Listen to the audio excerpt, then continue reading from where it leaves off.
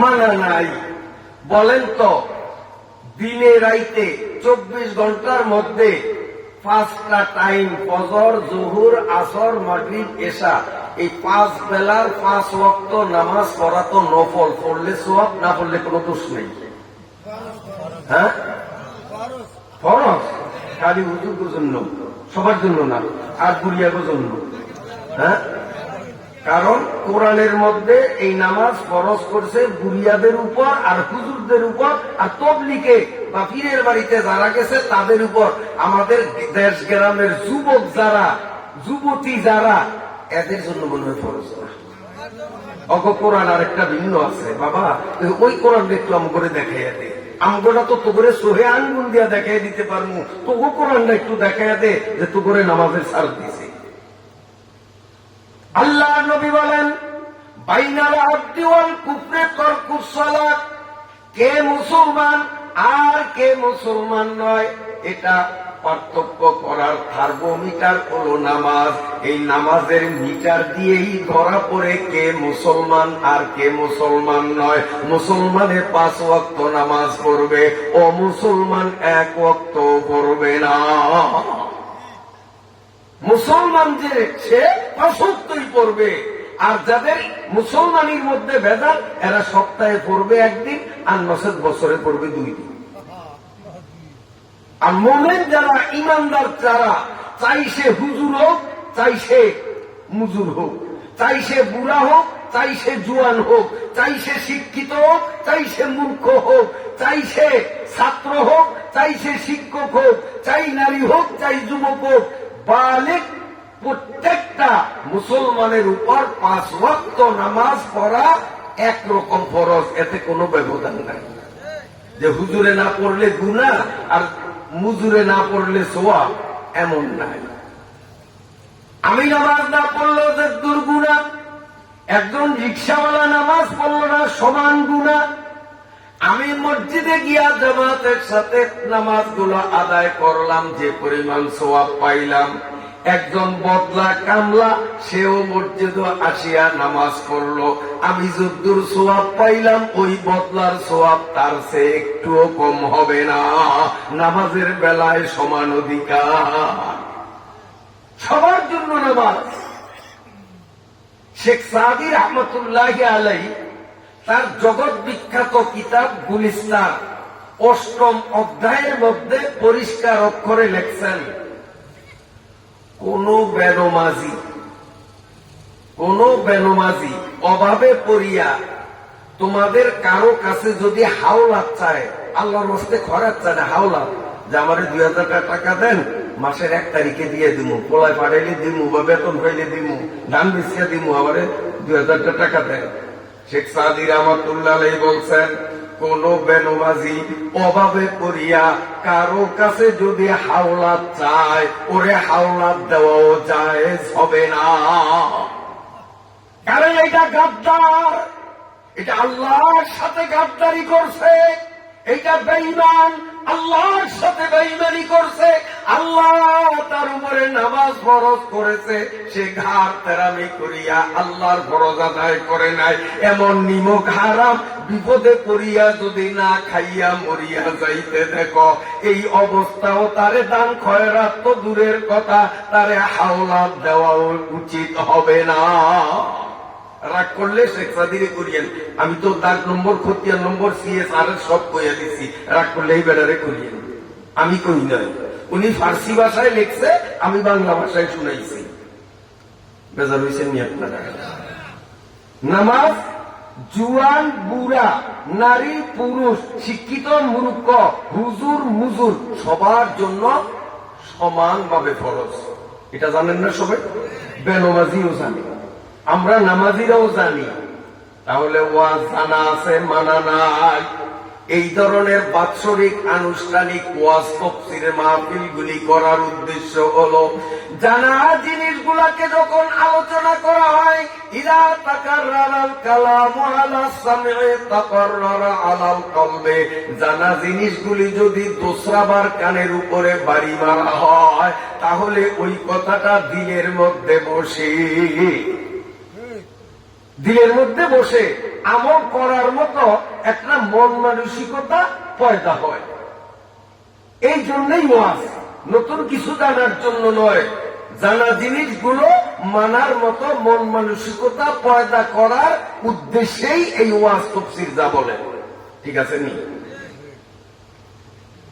আল্লাহ, এই 5 ওয়াক্ত নামাজ আমাদের নিয়মিত পড়তে হবে অলসতা করিয়া। কোন মতে 1 ওয়াক্ত নামাজকে নির্ধারিত সময় পার করিয়া বেসময়ে অন্য সময়ে পড়া সাংঘাতিক গুনাহ, আর একেবারে না পড়া এত আরো মারাত্মক গুনাহ। যেই ব্যক্তি মনে করেন এশার নামাজ এ রাত্রে পড়ল না, আগামীকাল সকাল 8টায় আজকের এশার নামাজটা পড়লো, ওক্ত মতো পড়ছে না বেওক্তে পড়ছে? নামাজ পড়ে নিতে তা না, পড়ছে কিন্তু সময় মতো পড়ে নেয়, বেসময় পড়ছে সময় যাওয়ার পরে। এই বেসময়ে যে নামাজ পড়লো, কেন সময়ে পড়লো না, আনটাইমে পড়লো, এই অপরাধে 1 ওয়াক্ত নামাজ আনটাইমে পড়ার অপরাধে 2,88,00,000 বছর জাহান্নামের আগুনে তারে পোড়ানো হবে। তাহলে 2 উঠতে, 3 উঠতে, 4 উঠতে, সারা জীবনের উঠতে কত? যারা এরকম বেটাইমে পড়ছে আর যারা একেবারে পড়েই নয়, তাদের আযাব তো আরো কঠিন, আরো কঠিন, আরো কঠিন। আল্লাহ, নামাজ ছাড়া মুসলমানি টিকে না। মুসলমানি টিকানোর সবচেয়ে গুরুত্বপূর্ণ কাম কি বলেন? কয় না খালি বুড়িয়া এলাকা বুড়িয়া গো বেইলা চিনি জন রাখো, বড় কাম কি? আর জোরে তো জনরা কি? নামাজ ছাড়া মুসলমানি টিকে না। এই শোন যুবকরা, সাহাবীদের যুগে যদি কোনো মানুষ যেমন কাফের আছে, সে কলেমা পড়িয়া মুসলমান হইছে, হইয়া নামাজ রোজা ধরছে, শরীয়ত মানা ধরছে, তখন তাহার আত্মীয় স্বজন গ্রামবাসী সবাই মিলিয়া তার বিরুদ্ধে যাইতো, তারে পিড়াইতো। যেমন একটা হিন্দু যদি এখন মুসলমান হয়, হিন্দু সমাজ করে পাইলে কি গুলাবাই বলে পিড়াইব না? পিড়াইব না? কথা কন। সাহাবীরাও যখন মুসলমান হইয়া নামাজ পড়ছে, সমাজের শত্রু হইছে, সবাই পিটাইছে, তাই পিঠা খাইয়েও কি নামাজ ছাড়ছে? ছাড়ে নাই। পিঠা খাইছে তবুও নামাজ ছাড়ে নাই। আর যুবক, তোরা যদি নামাজ ধরস, পিটান খাবি না, সমালোচনার পাত্র হবি না, বরং তোদের নিয়া সব জায়গায় দেখছো অমুকের বলা আগে নামাজ পড়তো না, মাশাআল্লাহ 3 দিন ওয়াজের পরে কি সুন্দর পাক্কা নামাজি হয়ে গেছে, তোমাদের লগের গুণে সালাম দিব, সবাই প্রশংসা করব। সাহাবায়ে ইকরামদের বিরুদ্ধে মাইর আসতো, আর তোদের সামনে আসবে প্রশংসার তুফান। এরপরেও তোরা নামাজ যদি না পড়ো, তো তোদের মতো কমক্কল আর বেয়াক্কল, নির্বোধ আর পাগল আল্লাহর জগতে দ্বিতীয়টা হয় না। শোন, এক যুবকের কথা শুনাই। হে যুবক, তোরাও যুবক, আল্লাহ নবীর সাহাবীরাও যুবক। বলবো? আল্লাহ, ঈমান বর্ধক আলোচনা, হাদিস থেকে বলছি, কাল্পনিক কথা না। বন্ধুরা আমার, আল্লাহ পাকের নবী সাল্লাল্লাহু আলাইহি ওয়াসাল্লামের দরবারে এক কাফেরের যুবক পোলা মাঝে মধ্যে আসতো, নবীজির ওয়াজে বসতো। ওয়াজ শুনতে শুনতে শুনতে শুনতে আল্লাহ এবং রসুলের উপর তার ভক্তি ও বিশ্বাস বাড়িয়া গেল। একদিন নবীজির হাতে হাত দিয়া কলেমায়ে তাওহীদ পড়িয়া মুসলমান হইয়া গেল। লা ইলাহা ইল্লাল্লাহু মুহাম্মাদুর রাসূলুল্লাহ, এই কলেমা পড়িয়া যুবক কি যে মুসলমান হইছে। মুসলমান হইয়া গেছে বাড়িতে যাইয়া, ওর বাপ ছিল না, বাপ মারা গেছে। মায়েরে দাওয়াত দেয়, ভাইরে দাওয়াত দেয়, পাশের ঘরে চাচার ঘর, চাচারে দাওয়াত দেয়, চাচা আমি কলেমা পড়ছি, আপনারা পড়েন। এই যুবক বাড়িতে যাইয়া যখন সবাইকে কালেমার দাওয়াত দেওয়া শুরু করলো, চতুর্দিক থেকে তারে কিল, ঘুষি, লাঠি, চোপার লাঞ্ছনা, গঞ্জনার তুফান তার উপরে বইতে লাগলো। মারতে মারতে মারতে মারতে তার জমিনের উপর শোয়াইয়া দিল। মারে আর বলে, ইসলাম কবুল করার মজাটা কেমন, নামাজ রোজার মজাটা কেমন বুঝলি তো? এখনো নামাজ ছাড়বে কিনা, কলেমা ছাড়বে কিনা, ইসলাম ছাড়বে কিনা, মুহাম্মদের দল ছাড়বে কিনা বল, তোরে রক্ষা করব, নইলে তোর শাস্তি আরো বড় কঠিন হবে। ওই যুবক মাটিতে লুটিয়া পড়া কান্দে আর বলে, চাচা আর কত মারণ মারবেন, যত মারণ মারেন, যত নির্যাতন করেন, আমার হুঁশ থাকতে আমার এই মুখে ইসলামের কোন একটা হুকুম অমান্য করব এমন কথা বলবো না। পিটাইতে পিটাইতে আমারে মারিয়া পালান, মরিয়া যাব, হুঁশ থাকতে আল্লাহ এবং আল্লাহ রসুলের কোন হুকুম ছাড়িয়া দেওয়া আমার মুখে কোনো দিন উচ্চারণ হবে না। ইমান কারে কয়? তোরা দিন শরীয়ত যদি ধরস, ওয়াজ মতো কাজ করস, তোদের প্রশংসা হবে, আত্মীয় স্বজন, গ্রামবাসী, মেম্বার, চেয়ারম্যান সবাই তোদের প্রশংসা করবে। আপনারা কি সুন্দর বলি, আল্লাহ হয়ে গেছে, বুজুর্গ হয়ে গেছে, আল্লাহ ওর ভবিষ্যৎ কবুল করুক, এইভাবে দোয়া করবে। আর সাহাবীরা তাদের দোয়া, তাদের প্রশংসা, ওরে মাই, ওই ছেলেটার নাম আগে ছিল আব্দুল উজ্জা, নবীজি কলেমা পড়ানোর পরে তার নাম রাখছে আব্দুল্লাহ। এই আব্দুল্লাহ বাড়িতে যাইয়া যখন দাওয়াত দিল, প্রচন্ড মাইরের শিকার হইয়া গেল।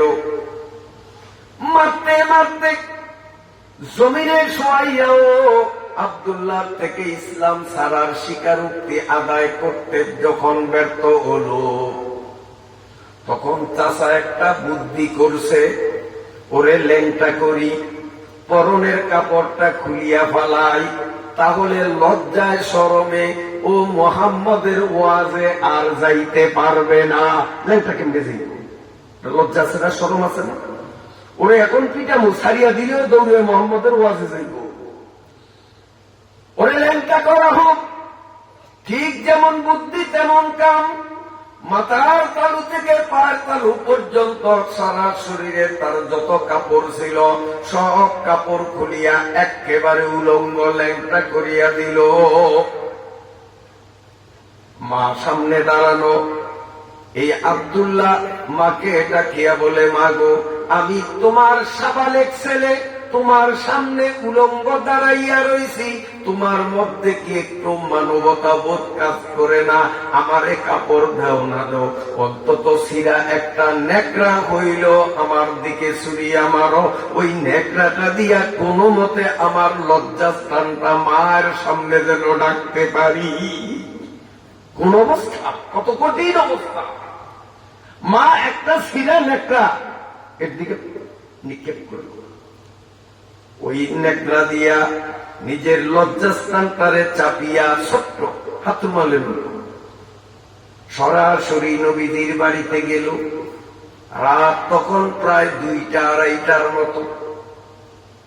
আল্লাহর নবী ঘুমন্ত, বেয়াদবি হবে মনে করিয়া নবীরে ডাকে নাই।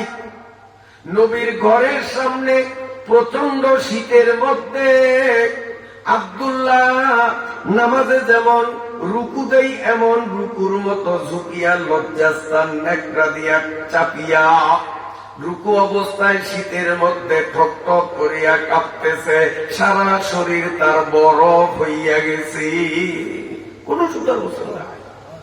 আল্লাহর নবী তাহাজ্জুদ নামাজ পড়ার জন্য উঠলেন, দরজাটা করলেন, অমনি দেখেন একটা যুবক মানুষ ঝুঁকিয়া আছে। আল্লাহর নবী বললেন, কে তুমি? কে তুমি এখানে কেন? যুবক বলে, হুজুর আমি আব্দুল্লাহ। নবীজি বলেন, কোন আব্দুল্লাহ?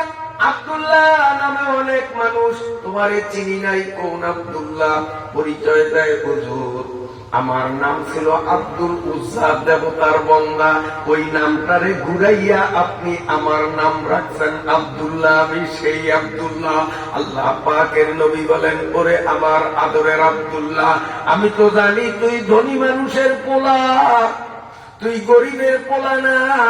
এমন প্রচন্ড শীতের মধ্যে বিবস্ত্র উলঙ্গ অবস্থায় কেন? তোর বাড়িতে তো কাপড় চোপড়ের অভাব নাই। আব্দুল্লাহ কান্দে আর বলে, ইয়া রাসূলুল্লাহ, আমি কেন কলেমা পড়লাম, আমি কেন নামাজ রোজা দিন শরীয়ত ধরলাম, এই অপরাধে আমাকে প্রচন্ড ভাবে মারতে মারতে সারা শরীরের চামড়া পাকাইয়া দিছে। ইয়া রাসূলুল্লাহ, আমার উলঙ্গ করছে যেন আমি আপনার দরবারে আসতে না পারি। নবী গো, মায়ের থেকে এক খণ্ড ছোট্ট নেকড়া ভিক্ষা স্বরূপ নিয়া আমি ওই নেকড়া দিয়া আমার পুরুষাঙ্গটারে চাপিয়া আমি ঝুঁকিয়া আছি, কারণ সোজা হইয়া দাঁড়াইলে পুরুষাঙ্গ ঢাকা যাবে। আল্লাহ পাকের নবী বললেন, আব্দুল্লাহ, দিন শরীয়ত মানার কারণে তোর আত্মীয় স্বজন কাফের বেঈমানরা তোর উপরে এত নির্যাতন চালাইছে, মন খারাপ করিস না, আমি আসতেছি। নবীজি ঘরের ভিতরে ঢুকলেন, ঢুকিয়া নবী নিজে যেই জামা পরতেন, নবী যেই পায়জামা নিজে ব্যবহার করতেন, আল্লাহর নবী ওই পায়জামা ওই জামা আব্দুল্লাহর গায়ে পরাইয়া দিছে। তারাও যুবক ছিল, তারা বুঝছে দিন শরীয়ত ধরলে বিপদ আসবে, তারপরেও তারা বিপদকে বিপদ বলে নাই। আর তোরা যদি দিন শরীয়ত ধর, বিপদ আসবে না, বরং সুনাম আসবে, আদর বাড়বে। এরপরেও কেন নামাজ পড়বি না? বিরক্ত হন আমার কথায়? নামাজ কয় ওয়াক্ত? 5 ওয়াক্ত নামাজ। এই 5 ওয়াক্ত নামাজ মসজিদে গিয়ে যদি পড়ি তো 1 রাকাতে 500 টাকা, বাড়িতে পড়লে 1 রাকাতে 1 রাকাত, আর জুমা মসজিদে গিয়া পড়লে 1 রাকাতে কয় না 500 রাকাত, 2 রাকাতে 1000 রাকাত। ফজর নামাজ 2 রাকাত পড়বেন 2 রাকাত, খাতায় লেখা হবে 1000 রাকাত। মাগরিবের নামাজ 3 রাকাত, মসজিদে গিয়ে যদি পড়েন তো লেখা হবে 1500 রাকাত। এশার নামাজ, জোহরের নামাজ, আসরের নামাজ মসজিদে গিয়ে যদি পড়বেন 4 রাকাত, লেখা হবে 2000 রাকাত। লাভ কোনটা? তো নামাজ পড়বই যখন নিয়ত করি আমরা, কোথায় পড়বো? কোথায় পড়বো? মসজিদে গিয়ে পড়বো। ঠিক আছে তো ইনশাআল্লাহ? জোয়ানরা কি বলো বাবা? মসজিদে গিয়ে পড়বা তো নামাজ ইনশা? জোরে করো না ইনশা আল্লাহ। আল্লাহ তোমাদের কবুল করুন। এই নামাজ সম্বন্ধে দুররাতুস সালেহীন নামে, কষ্ট হয়নি আপনাদের? দুররাতুস সালেহীন নামে কিতাবের মধ্যে দেখেছি মজার একটি কথা। একদিন বিড়াল আল্লাহরে কয়, আল্লাহ তুমি যে আমারে বিড়াল বানাইছো, বিলাই বানাইছো, আমি তোমার উপরে একটুও বেজার না, আমি খুশি। তুমি আমারে বিড়াল না বানাইয়া কুত্তাও তো বানাইতে পারতো না। আল্লাহ পারতো না? এটারে বিলাই না বানাইয়া এটারে কুত্তা বানাইতো, কুত্তাটারে কুত্তা না বানাইয়া বিলাই বানাইতো, আল্লাহ পারতো না? আল্লাহ তুমি যে আমারে বিলাই বানাইছো, আমি খুব খুশি, তোমার একটু বেজার না, কারণ তুমি আমারে মন চাইলে কুত্তাও তো বানাইতে পারতা, কুত্তা না বানাইয়া বিলাই বানাইয়া আমার খুব উপকার করছো। তো আল্লাহ কয়, তুই কুত্তার এত ঘৃণা করছ কার? আল্লাহ ঘৃণা করি কা? আপনি দেখেন না কুত্তা আস্তা গু খায়, আমরা বিলেই জাত কোন কি গু খাই? বিলে গু খাই নিয়ে আমরা বানানো করি। হ্যাঁ, আল্লাহ আমার যদি কুত্তা বানাইতাম আমিও তো গু খাইতাম। তা আপনি বিলাই বানাইছেন, আমি একটা গুড় ধারে কাছেও যাই না, আপনি তো বিরাট উপকার করছেন। জঙ্গলে আছে কুত্তা একটা এটা শুনছে, কুত্তা এটা শুনে আল্লাহ বিলাই তো আমার জাইত মান ইজ্জত সব কারে উড়াইছে, আমারে তো আল্লাহ তুমিই বানাইছো, আমি একটু কইলে তুমি একটু হুনবা না? আল্লাহকে তুই আর কি কবি, তুই গু খাস না? আল্লাহ গু খাই বিলাই ভাই যা কইছে সত্যই কইছে, একটু মিশা কই নাই, তারপরেও তো আমার একটু কথা আছে। আল্লাহকে খাস গু আর কবি কি? আল্লাহ তারপরেও কত আল্লাহ বিলাই ভাইয়া যা বলছে সঠিক বলছে, আমি গু খাই, তারপরেও আমি আপনার উপরে বেজার না। আপনি যে আমার গু খাওয়া জানোয়ার কুত্তা বানাইছেন, এই জন্য আমি আপনার উপরে একটুও বেজার না, আমি আপনার উপরে খুব খুশি। কারণ আপনি ইচ্ছা করলে আমার কুত্তা না বানাইয়া শুয়োর বানাইলেও তো বানাইতে পারতেন। আল্লাহ কয় তুই শুয়োরের এত ঘৃণা করিস না, যে শুয়োর না বানাইয়া কুত্তা বানাইছি এই জন্য তুই খুশি, শুয়োরের ঘৃণা করিস না। কুত্তায় কয় আল্লাহ আমি গু খাইলেও সিস্টামগত খাই, কি শক্ত গু দাঁত দিয়া কামড়ে খাই, ঠোঁটে লাগতে দেই না। আর পাতলা গু জিব্বা দিয়া সাইডটা খাই, ঠোঁটে লাগতে দেই না। অসতর্কতামূলক যদি ঠোঁটের কিনারা একটু লাগিয়াও যায়, 1 সেকেন্ড দেরি করি না। দেখেন না কি পরিষ্কার করে না? আল্লাহ জিব্বা দিয়া সাইডটা পরিষ্কার করি, পরিবেশ দূষিত করি না। আমি খাইলেও গু খাই, কিন্তু একটা সিস্টেম মতো খাই। কিন্তু আপনি যদি আমারে শুয়োর বানাইতেন, শুয়োরে কেমনে খান না দেখেন না? তুই একটু কো, আমি তো দিই। কুত্তাকে আল্লাহ শুয়োরে যদি কোন জায়গায় দেহে যে বেড়ের মধ্যে ঘরের মধ্যে পুরান গুয়ের গোডাউন দেখা যায়, তখন শুয়োরে গিয়েই খাওয়া করে না, ওর পেটে ক্ষুধা থাকলেও খায় না। খুশিতে ওই গুয়ের গোডাউনের মধ্যে নামিয়া ডুবা ডুবি ডলা ডলি করিয়া সারা গায়ে গু মাখিয়া যখন ওরা নয়, তারপরে এবার খাওয়া শুরু করি। সারা শরীরে গু লাগাইয়া তারপরে খায়। আর আমি কুত্তায় খুব পরিষ্কার পরিচ্ছন্ন ভাবে সতর্কতার সাথে আমি খাই। আপনি আমার যে শুয়োর না বানাইয়া কুত্তা বানাইছেন, আপনি তো বিরাট উপকার করছেন। বা ইচ্ছা করলে তো আমার শুয়োর বানাইতেন, আমি তো দাদা 16 আনা গায়ে লাগাইতাম। আপনি খুব ভালো করছেন আল্লাহ।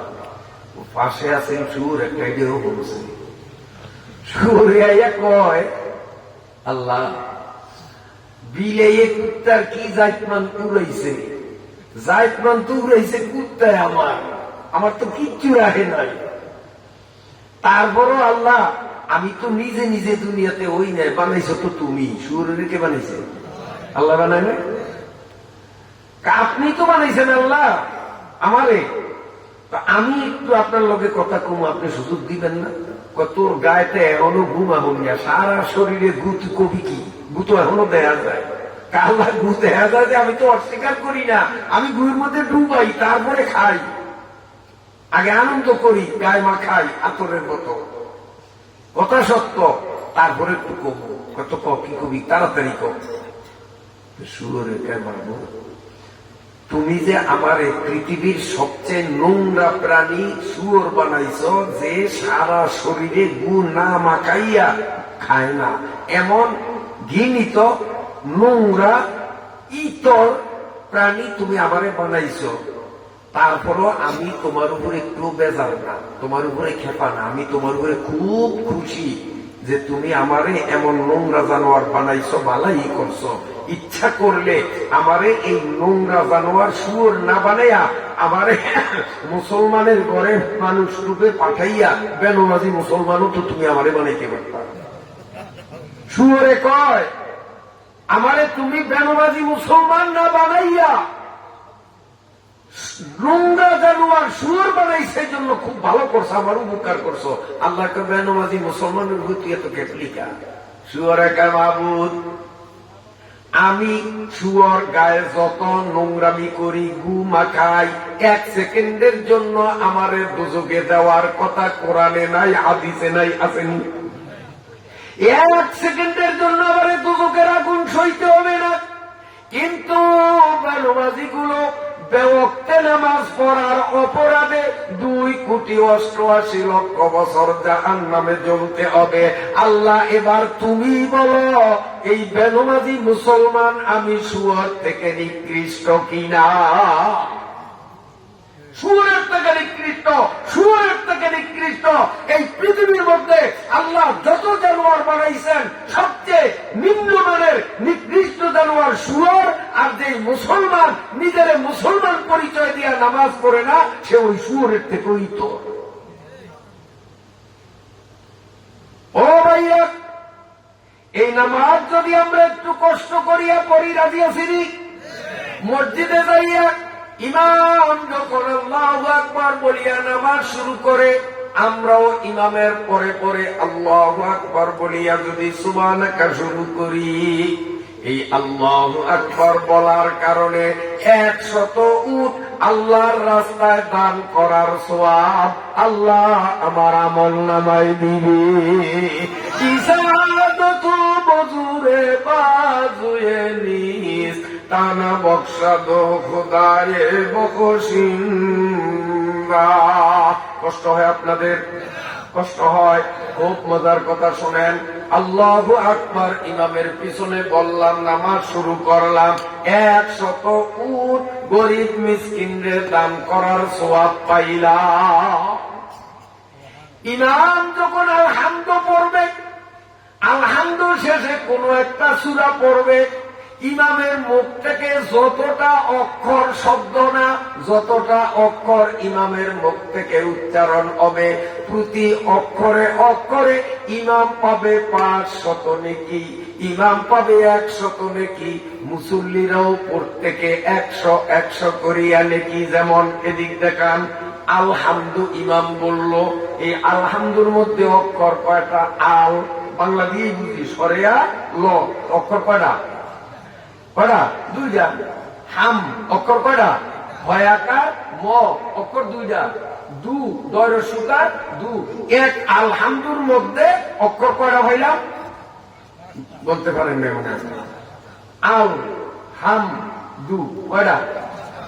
ইমাম যখন আলহামদু বলছে, সাথে সাথে ইমাম সাহেব 500 নেকির মালিক, যতজন মুসল্লি পিছের দাঁড়ানো বেগুনে 500 নেকির মালিক। এইরকম ইমাম যতক্ষণ কেরাত পড়বে, প্রতি অক্ষরে অক্ষরে আমাদের আমল নামায় 100 নেকি জমা হবে। নামাজ পড়লে লাভ না লোকসান? লাভ না ক্ষতি? আরো ভালো করিয়া শোনো যুবক বাবারা, ইমাম সূরা কেরাত শেষ করিয়া আল্লাহু আকবার বলিয়া কোমর বাঁকা করিয়া যখন রুকুতে যায়, হাদিস শরীফের মধ্যে বর্ণিত, মুসলমান ফরজ নামাজে আল্লাহু আকবার বলিয়া রুকুতে যাইয়া যখন হাঁটুটা ধরে, তার আমল নামায় তৌরাত, জবুর, ইনজিল, কোরআন, এই আসমানি 4 কিতাব খতম দেওয়ার সওয়াব তার আমল নামায় লেখা হয়। এ যুবক বাবারা, ভালো করিয়া শুন। এরপরে ইমাম যখন 2 রাকাতের মাথায় যাইয়া আত্তাহিয়াতু পড়ার জন্য বসে, পিছনে মুসল্লিরাও আত্তাহিয়াতুর জন্য বসলো, এখনো আত্তাহিয়াতু শুরু করলো না। শুরু করার আগে আগে 4 জন নবীর সবরের সম পরিমাণ সওয়াব মুসল্লির আমল নামায় জমা হইয়া যায়। কে 4 জন? 1 নম্বরে ইয়াকুব নবী ইউসুফের হারাইয়া সবর করিয়া যেই পরিমাণ সওয়াব পাইছেন। 2 নম্বরে আইয়ুব নবী, তার মাথা থেকে পা পর্যন্ত সারা শরীরের মধ্যে পশম ধরিয়াছে, লক্ষ লক্ষ ফোঁড়া হইয়াছে, তিনি একটু উ করলেন না। এতগুলো ফোঁড়ার ব্যথা যন্ত্রণা নিয়া মাওলার জিকিরের মধ্যে মগ্ন ছিলেন, সবর হন্যায় সবর করছেন। আইয়ুব নবী সবর করিয়া যেই পরিমাণ সওয়াব পাইলেন, হযরতে জাকারিয়া নবীরে নেতানিয়াহুর পূর্বপুরুষ এই কুখ্যাত অমানুষ ইহুদিরা আল্লাহর নবী জাকারিয়ারে করাত দিয়া সিরিয়া শরীরটাকে 2 টুকরা করছে। একেরা আর বরসার নিকশাত দিগারে রাতাজে বরসার মিনে আর। জাকারিয়া নবীরে করাত দিয়া পারলো, একটু তিনি করলেন না, সবর করলেন। এই জাকারিয়া নবী সবর করিয়া যদ্দুর সওয়াব পাইছেন, আল্লাহর আরেকজন নবীর নাম হলো ইয়াহিয়া। হক কথা কেন বলেন? এই দোষে জালিম বাদশাহ সংসদ ভবনের সামনে দিন দুপুরে হযরত ইয়াহিয়া নবীরে জবাই করিয়া হত্যা করলো। ইয়াহিয়া আলাইহিস সালাম ছুরির তলে গলা শুকিয়া নিজের প্রাণটা উৎসর্গ করিয়া সবর করিয়া যেই পরিমাণ নেকি পাইলেন, এই চারজন নবীর সবরের নেকির পরিমাণ যত, আত্তাহিয়াত শুরু করার আগে মুসল্লির আমল নামায় তত সওয়াব জমা হয়। যারা নামাজ নিয়মিত পড়েন কেমন লাগে? জোরে আল্লাহ রে, নামাজের মধ্যে এত কিছু আগে তো বুঝতাম না। আর যেদিনে নামাজ পড়ে না, পড়লেও মাঝে মধ্যে গ্যাপ দেয়, এদিনে এখন চিন্তা করে আরে এই ওয়াজ আরো 10 বছর আগে হনুন দরকার আছে, তাইলে তো নামাজে ঘাপলা দিতাম না। ইনশাআল্লাহ যুবকটিরে নামাজে আর ঘাপলা দিব না। কি বলেন? ঠিক আছে তো? ইনশাআল্লাহ। আমার ঘড়িতে 10:30 বাজতে আর 5 মিনিট বাকি। আমি প্রথমে আসার সময় মনে মনে একটা নিয়ত করছি, যেহেতু শীত বেশি, এই জন্য 10:30টার উপরে আজকের মাহফিল নেওয়াটা অযৌক্তিক আমার কাছে মনে হল। তারপরেও হয়তো দিনের তুলনায় রাত্রে কম, দিনে যেই শীত পড়ছে সেই হিসাবে রাত্রে আরো 3 গুণ হওয়ার কথা, সেই হিসাবে কম, কিন্তু বাস্তবে কিন্তু একেবারে কম না। যা আছে একবারও কম না। তার কারণ এই যে ডবল মৌজা, ভিতরে সুতার মৌজা, তার উপরে চামের মৌজা, এতক্ষণে হাতেও মৌজা ছিল, তারপরে গরম কাপড় ভিতরে অনেকগুলো, তারপরে আর্দির মধ্যে আমারে কামড়ায়।